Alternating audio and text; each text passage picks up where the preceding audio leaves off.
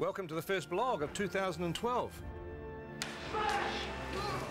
We're shooting part 2 of The Hobbit today. I'm here in Lake Town, but I can't show you anything. I can't show you the amazing set that's over there and the incredible thing that's over there because you're not allowed to see that till 2013. But what we can show you are the continuation of our location adventures. So if you remember from our last exciting episode, we were in Hobbiton. So let's pick it up from where we left off and travel around the rest of New Zealand. So we've just finished our first week on location. So it's goodbye to Hobbiton and hello to our next spot.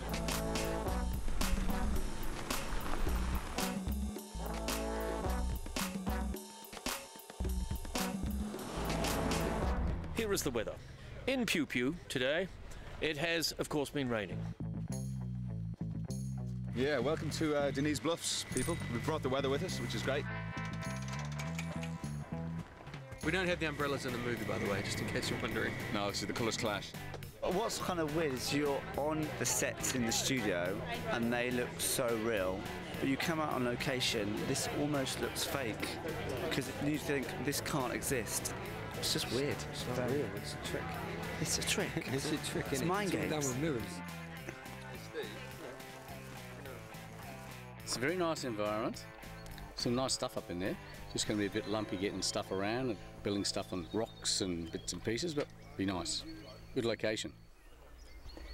I'm just worried about the dinosaurs.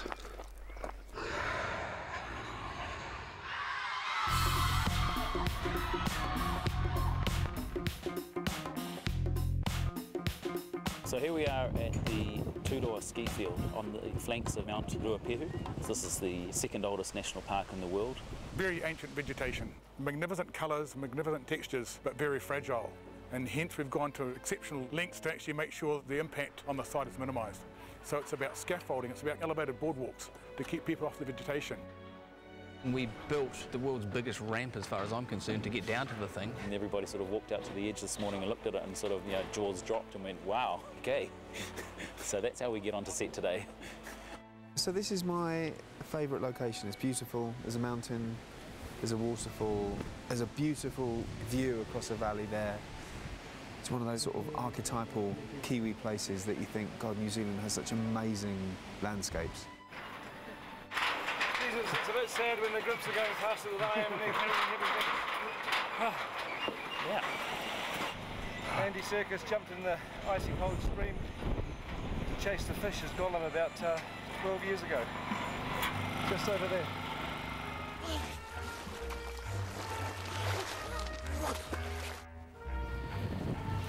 So, welcome to first day on location with second unit. I've spent quite a lot of the last few weeks in a chopper because a lot of our stuff was aerial coverage. We'd take off and choose our line and choose the way that we were going to shoot it and how we were going to reveal the landscapes. So we're using the space cam on all the aerial stuff on this show. This particular rig is set up for 3D. There's a chopper behind me, isn't there? The bonuses of being on second unit is that we do a lot of locations that are too tricky or time consuming for main unit to go to, so a lot of our locations were helicopter only access, so we got very, very good at loading in and out of choppers.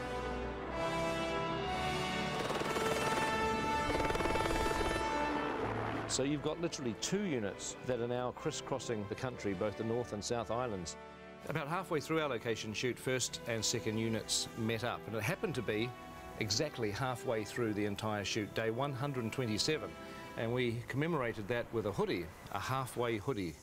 But it's 127 days and it's 2 films. Now, I've got a 133-day Lord of the Rings jumper, which was for 3 films. Yes. So 133 days for 3 films yes. and 127 days for 2 films. Yes, easily explained. How? Well, we're all 10 years older, so we're going a little slower. That's true. One of the challenges was showing PJ what we'd been up to. So every day I would then do a kind of an edit of the takes that we'd done and put them together and make some selects, and then that would be sent off to Pete. We are a long way from most of the infrastructure that we know and love, so we've had to rely on satellite technology to do all of our connectivity. These are the 3 dishes that we're setting up today to provide internet for the crew. We're providing wireless and internet. We've also got a separate setup that's up at the director's tent that's beaming in footage from second unit that basically takes the feed that's coming in from the cameras, compresses it, sends it over the internet all the way through down to Peter's tent. So far we've probably used about 6 kilometres of cable on the job. I'm not sure where it's all gone, but we keep on ordering more of it.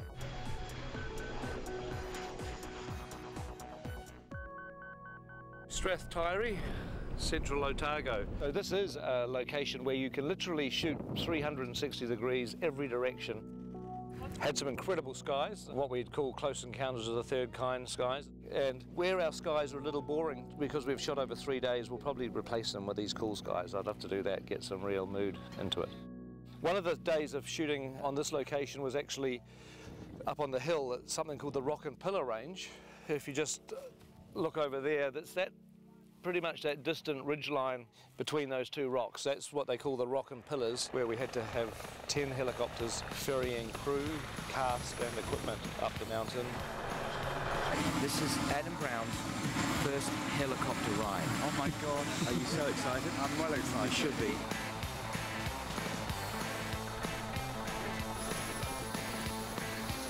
Yes. In! Oh, he's in! He's in!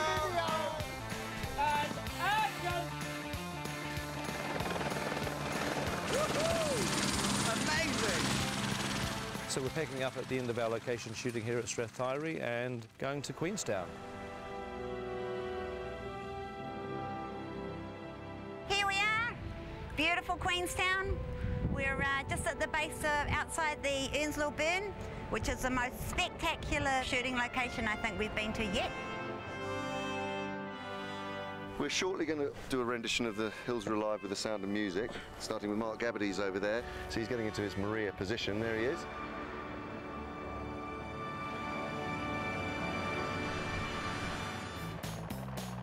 It's snow. Bare feet was a bad choice.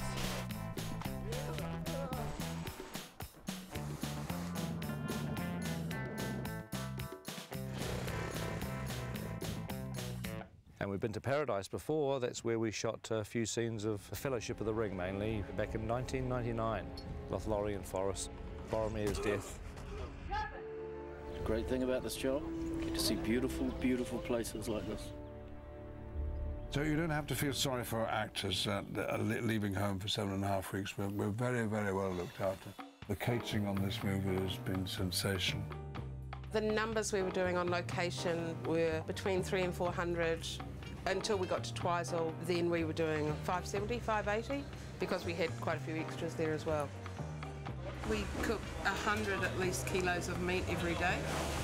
One of the guys worked out that we'd been through a ton of oranges already.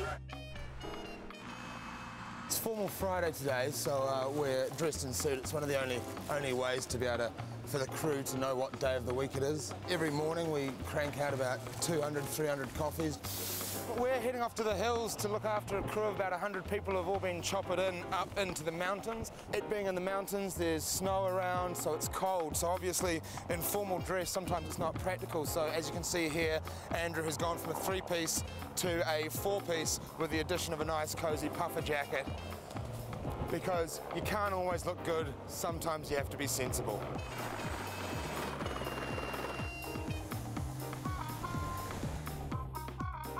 Sometimes you take for granted the scenery in the country where you live, so to come out on the road is really amazing. Good morning. Thank you. Oh. Can't believe how nice it is. We're the luckiest short people in the world. We're among the luckiest people. I think it comes into people, not even height restricted. New Zealand looking at its spectacular best, and a lot of very happy actors cavorting around in front of it.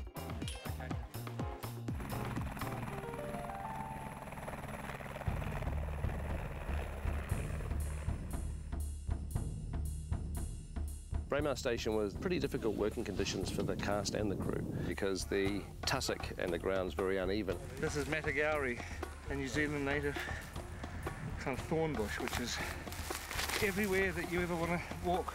You can't just parade through the tussocks and the rocks and the pebbles without looking. You suddenly realise that being out of doors in Middle-earth can be a difficult business, particularly when there's a pack of orcs or wargs. Dances with wargs. Heavenly wargs. The boy who cried warg.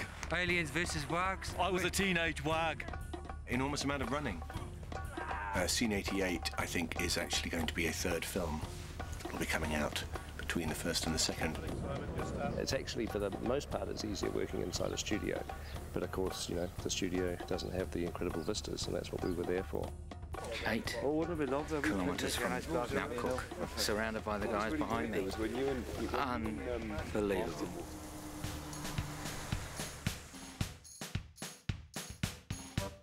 This is the Pelorus Bridge over the Pelorus River where we are shooting today. I think my favourite day on set, unquestionably, was floating down the Pelorus River in barrels. Finally going to put our dwarves in barrels.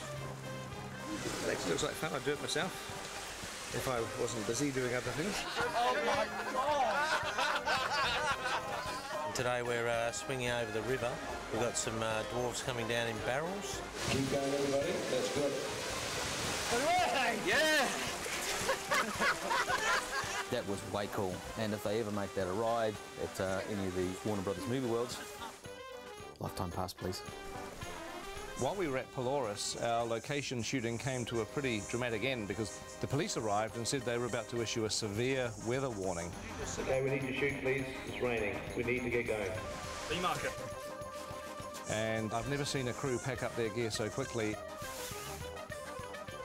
The very next day, everywhere where we were standing, where our equipment was, our cameras, our actors, the director was under floodwater. It was incredibly dramatic. The rise in the river level was like 20, 30 feet. And that's location. Yes. Done. So that's the end of our location shooting, and we are about to go into our last 100 days, what we're calling Block 3. And look forward to talking to you again very, very soon.